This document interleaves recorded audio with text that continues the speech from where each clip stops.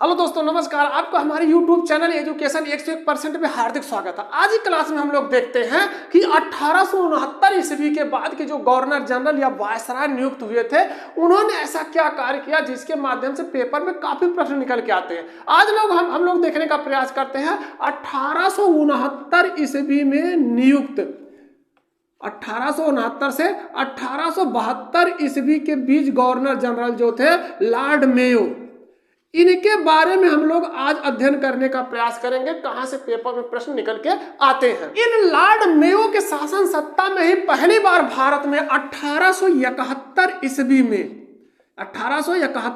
में प्रथम जनगणना की शुरुआत हुई। पहली जनगणना जो है लॉर्ड मेयो के समय में ही शुरू हुई थी। और क्या इस लॉर्ड मेयो के समय में ही 1872 ईस्वी में एक कृषि विभाग की स्थापना की गई। कृषि विभाग अर्थात किसानों की देखभाल या उनकी जो भी समस्याएं थी उनके लिए जो है इसने 1872 ईस्वी में एक कृषि विभाग की स्थापना कर दी। क्या हुआ, 1872 ईस्वी में ही इसने राजकुमारों के अध्ययन के लिए इसने अजमेर में एक मेयो कॉलेज की स्थापना कर दी। अजमेर में मेयो कॉलेज की स्थापना कर दी, जहां केवल राजकुमारों को शिक्षा दी जाती थी। अंत में पोर्ट ब्लेयर में इसकी हत्या कर दी जाती है। पोर्ट ब्लेयर में इसकी हत्या हो जाती है। उसके बाद लॉर्ड नॉर्थब्रुक आते हैं।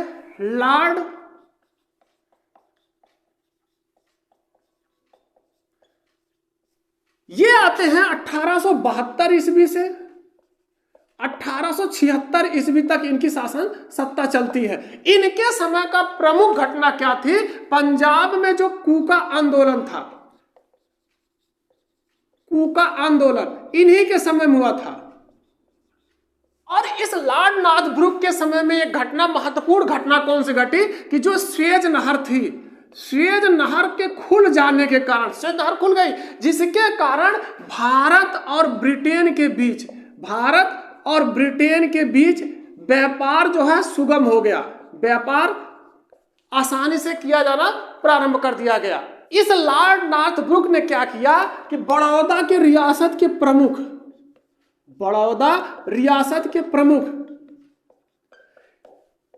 मल्हार राव गायकवाड़ को, इनके ऊपर ये आरोप लगाता है लॉर्ड नॉर्थब्रुक कि आप जो है भ्रष्ट हैं। और इस भ्रष्टाचार के आरोप को लगाने के बाद इन्हें पदच्युत कर देता है, इनके पद से हटा देता है। और पद से हटाने के साथ इनको कहां भेज देता है? ये मद्रास इनको भेज देता है। उसके बाद लॉर्ड लिटन आते हैं, गवर्नर जनरल बन के आते हैं लॉर्ड लिटन।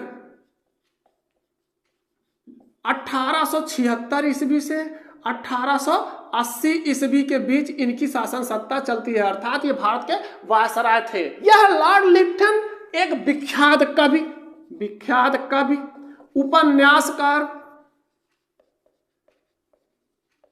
और निबंध लेखक था। इस कारण से इसे साहित्य जगत में, इस लॉर्ड लिटन को साहित्य जगत में ओवन मैरिट के नाम से जाना जाता था।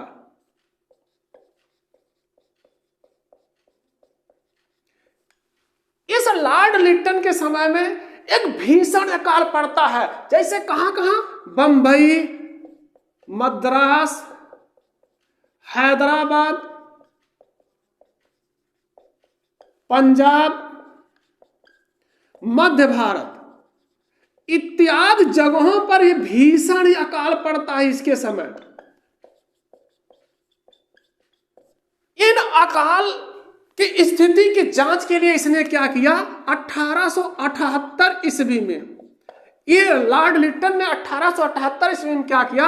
रिचर्ड स्ट्रेची के नेतृत्व में एक अकाल आयोग का गठन करता है। अकाल आयोग का गठन किया। इस लॉर्ड लिटन ने क्या किया? 1 जनवरी 1877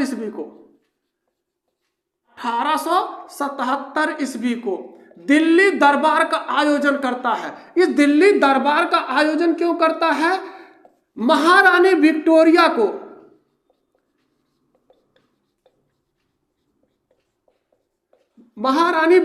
को एक उपाधि देने के लिए जनवरी 1877 ईस्वी को दिल्ली दरबार का आयोजन करता है। महारानी विक्टोरिया को कौन सी उपाधि दी जाती है? कैसर ए हिंद की उपाधि देने के लिए इसने जो है दिल्ली दरबार के आयोजन किया 1 जनवरी 1877 ईस्वी को। और लॉर्ड लिटन ने क्या किया? इसने समाचार पत्रों पर कड़ा प्रतिबंध लगा दिया। इसके लिए इसने क्या किया? मार्च 1878 ईस्वी में भारतीय समाचार पत्र अधिनियम पारित कर दिया। पत्र अधिनियम अर्थात जिसको हम कहते हैं वर्नाकुलर प्रेस एक्ट।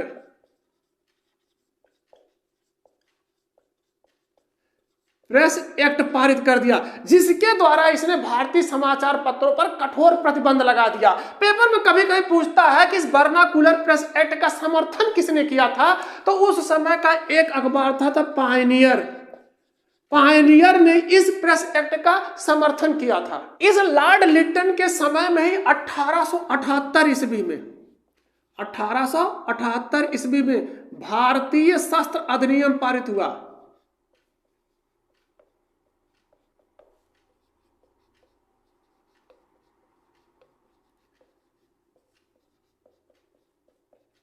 इस भारतीय शस्त्र अधिनियम के पारित होने के बाद इस 1878 ईस्वी का जो अधिनियम था, इसके धारा 11 के तहत यह व्यवस्था की गई कि यदि आप शस्त्र रखते हैं या इसका व्यापार करते हैं तो आपको लाइसेंस लेना अनिवार्य है।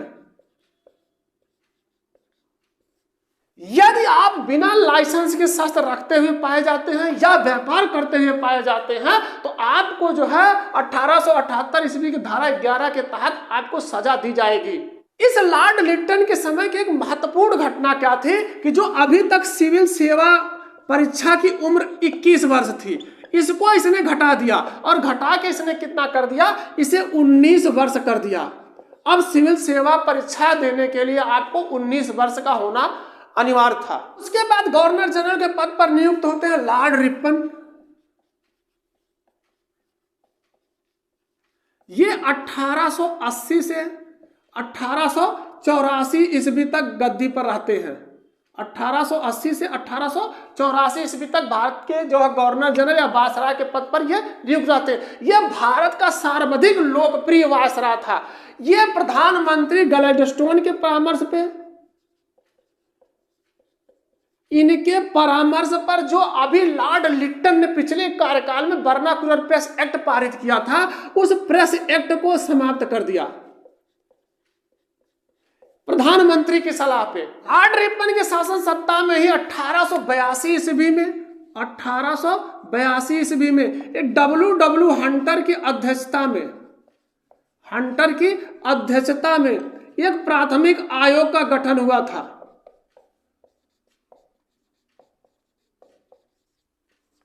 प्राथमिक शिक्षा से संबंधित आयोग का गठन हुआ था। लॉर्ड रिपन ने क्या किया? भारत की प्रथम वास्तविक जनगणना प्रारंभ करवाया। लेकिन जब इसने जनगणना करवाई तो इसमें हैदराबाद और राजपूताना छूट गया और इसने क्या कहा कि लॉर्ड रिपन ने कि अब जनगणना प्रत्येक 10 वर्ष के बाद, हर 10 वर्ष के बाद जो है जनगणना होगी। लॉर्ड रिपन की शासन सत्ता भारत में स्थानीय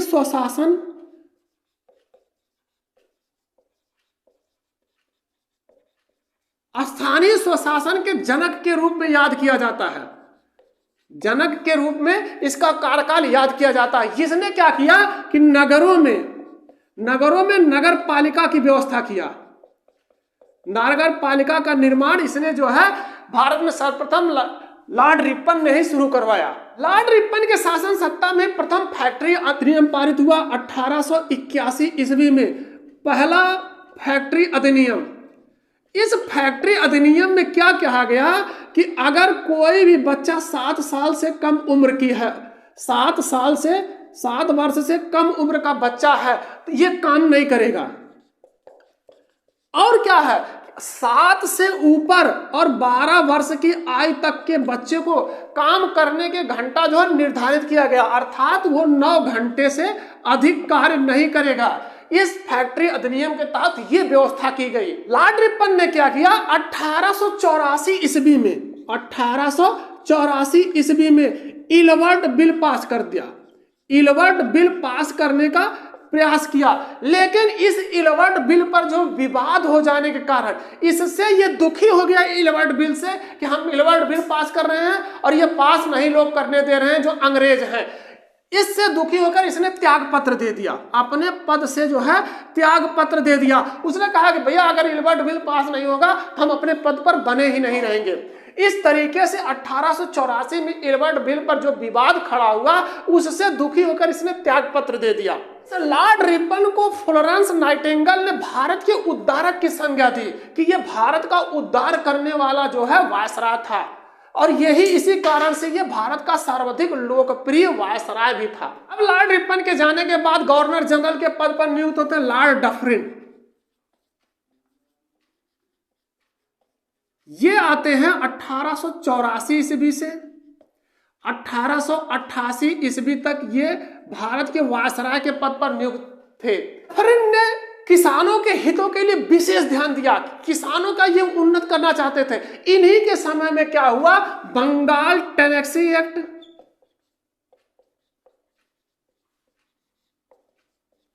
पंजाब टेनेक्सी एक्ट,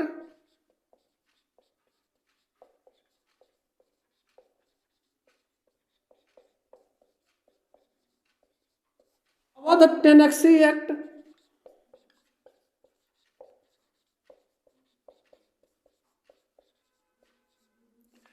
इन एक्टों के माध्यम से इसने ये व्यवस्था की कि अभी तक जो जमींदार थे वो अपनी मनमर्जी से किसानों से जमीन ले लेते थे। अब इन एक्टों के पास होने के बाद जमींदार अपनी मनमर्जी से किसी किसान से जमीन छीन नहीं सकते।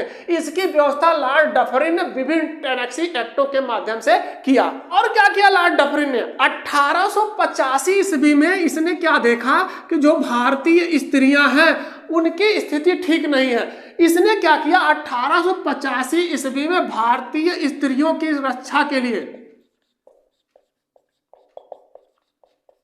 लेडी डफरिन फंड की स्थापना की।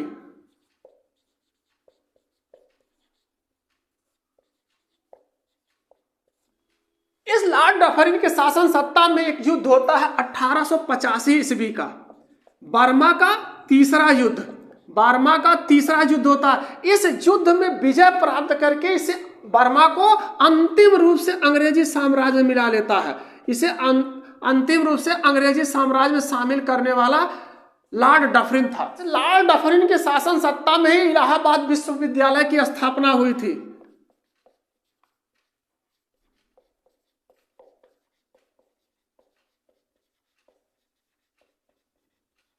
1887 ईस्वी में। इस लॉर्ड डफरिन के समय का एक महत्वपूर्ण घटना घटित हुई 28 दिसंबर 1885 ईस्वी को। 28 दिसंबर 1885 ईस्वी को कांग्रेस की स्थापना हुई। कांग्रेस की स्थापना कर दी गई। कहां कर दी गई? बंबई में। बंबई में इस राष्ट्रीय कांग्रेस की स्थापना करते हैं A.O. होम।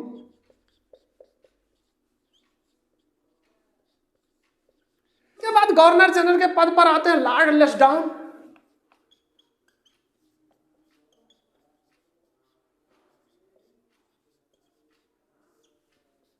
(1888) ईस्वी से 1894 ईस्वी तक ये भारत के वायसराय रहते हैं। लेस्डाउन के समय की महत्वपूर्ण घटना क्या थी? जो ये भारत और अफगानिस्तान के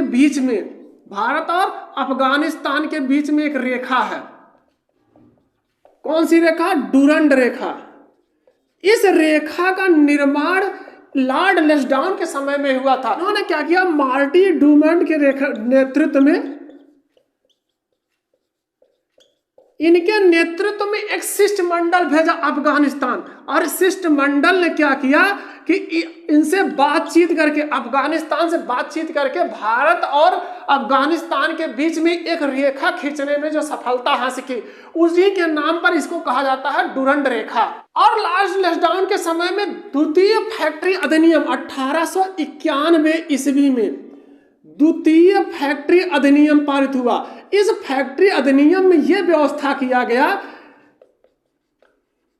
कि स्त्रियों को कार्य करने की जो समय होगा, स्त्रियों को कार्य करने का समय 11 घंटा निर्धारित किया गया।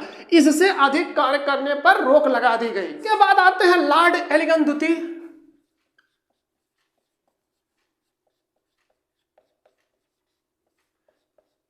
ये आते हैं 1894 ईस्वी से 1899 ईस्वी तक ये भारत के वायसराय के पद पर कार्य करते हैं। इन्होंने एक महत्वपूर्ण कार्य किया था, एक वक्तव्य दिया था। इन्होंने क्या कहा था कि हमने भारत को तलवार के बल पे जीता है और तलवार के बल पर ही इसको अपने अधीनस्थ रखेंगे। ये इस गलत फहमी में पड़ गए कि आने वाले समय में एक ऐसा व्यक्तित्व पैदा होगा कि आपको बिना किसी अस्त्र शस्त्र से ही भगा देगा। इस समय की एक महत्वपूर्ण घटना और घटी। स्वामी विवेकानंद ने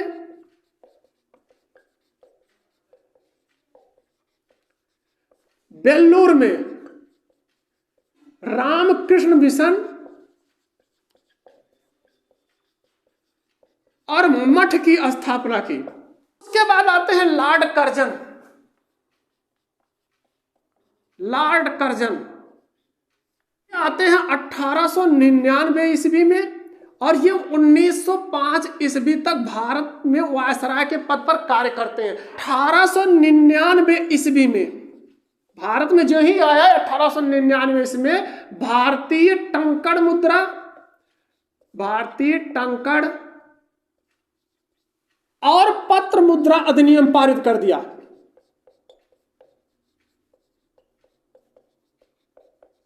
अधिनियम पारित कर दिया। इस अधिनियम को पारित करने का इसका उद्देश्य क्या था? इसने इसलिए इसको पारित किया कि जो ब्रिटेन की स्वर्ण मुद्रा है, ब्रिटेन की स्वर्ण मुद्रा, ये भारत में जो है मुद्रा है, ये भारत में जो है मान्य हो जाए। अर्थात भारत में एक वैधानिक मुद्रा के रूप में इसका मान्यता मिल जाए, वैधानिक मुद्रा के रूप में इसका चलन हो जाए। और इस लॉर्ड कर्जन ने क्या किया? जो रिपन ने स्थानीय स्वायत्त शासन का विकास किया था उस पर इसने आघात किया और इसके लिए उसको समापन के लिए, उस पर आघात के लिए इसने क्या किया? 1899 ईस्वी में ही, 1899 ईस्वी में कलकत्ता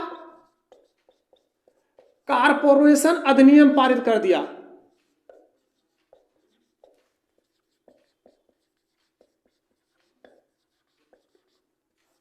और लॉर्ड कर्जन ने क्या किया? विभिन्न कार्यों की जांच के लिए विभिन्न आयोगों का निर्माण किया। जैसे इसने क्या किया कि एक अकाल आयोग बनाया। किसकी अध्यक्षता में बनाया? सर एंटोनी मैकडोनाल्ड की अध्यक्षता में।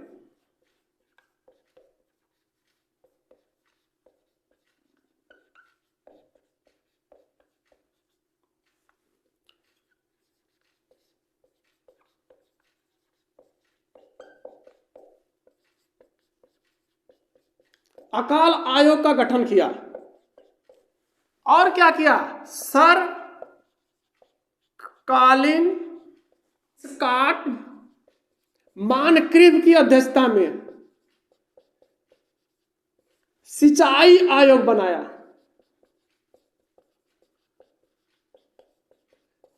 और इसने क्या किया? सर एंड्रूज फ्रेजर की अध्यक्षता में पुलिस आयोग बनाया।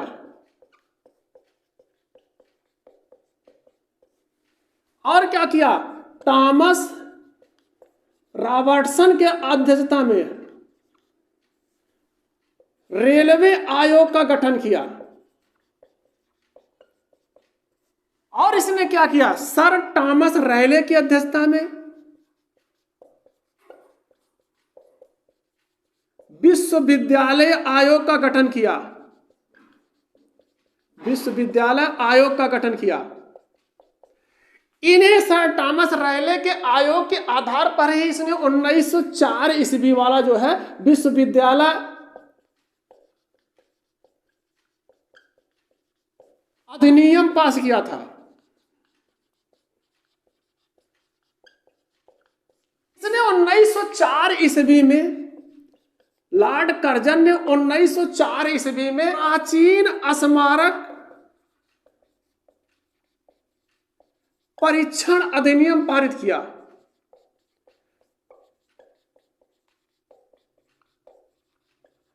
इस प्राचीन स्मारक परीक्षण अधिनियम के तहत कर्जन ने यह व्यवस्था किया, कर्जन ने यह कहा कि जो प्राचीन इमारतें हैं उनकी सुरक्षा और उनके मरम्मत का कार्य जो है इस अधिनियम के तहत करवाया जाएगा। और इसकी देखभाल के लिए जो इस पुरानी इमारतें हैं उनकी सुरक्षा और मरम्मत की देखभाल के लिए इसने भारतीय पुरातत्व विभाग की नींव रख दी।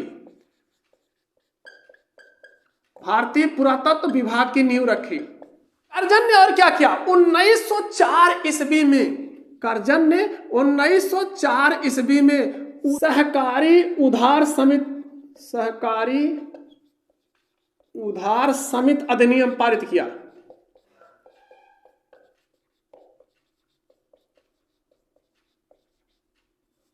इस सहकारी उधार समिति अधिनियम पारित करने का उसका उद्देश्य क्या था कि सहकारी समितियों की स्थापना करेगा, सहकारी समिति की स्थापना करेगा और इस पर कम ब्याज दर पर, उचित ब्याज दर पर किसानों को जो है ब्याज दिया जाएगा, ऋण दिया जाएगा। और लॉर्ड कर्जन ने क्या किया, 1901 ईस्वी में कृषि इंस्पेक्टर जनरल की नियुक्ति कर दिया।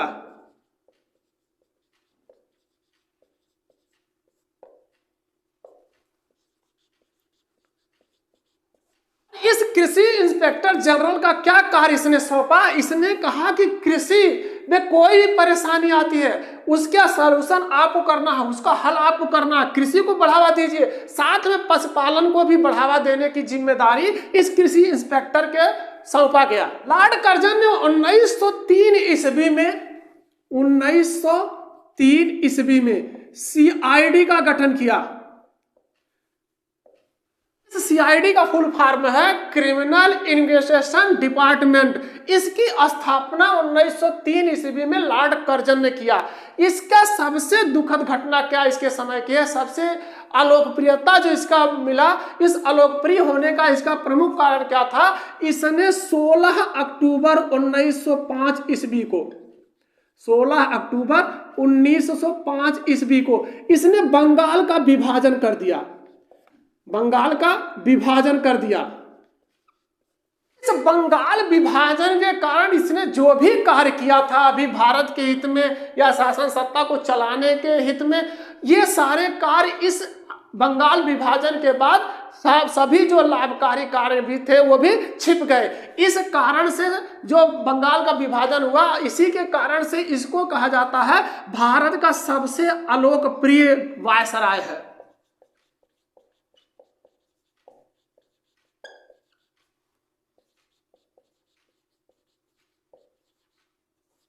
इससे आगे के जो भी वायसराय हैं जिनसे पेपर में प्रश्न निकल के आते हैं हम लोग देखते हैं कल की क्लास में।